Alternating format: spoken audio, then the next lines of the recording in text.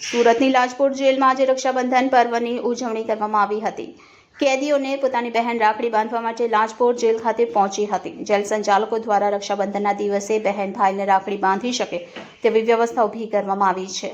જેલમાં દર વર્ષની માફક આ વર્ષે પણ ખૂબ જ લાગણીસભર દ્રશ્ય સર્જાયા હતા, જેમાં ભાઈને રાખડી બાંધતી વખતે બહેન અને ભાઈની આંખો ભીની થઈ ગઈ હતી અને સમગ્ર માહોલ થોડીવાર માટે ગમગીન થઈ ગયો હતો।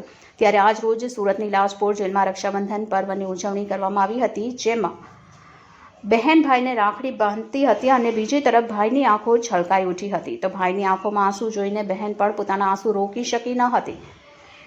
તો લાજપોર જેલમાં પોતાના વહાલ સોયા ભાઈને જેલમાં કેદીની જિંદગી જીવતા જોઈને બહેન ખૂબ દુઃખી થઈ હતી અને ભાઈને પણ જાણે પોતાના કરેલા કૃત્યથી પશ્ચાતાપ થતો હોય તે રીતના દ્રશ્યો જોવા મળ્યા હતા।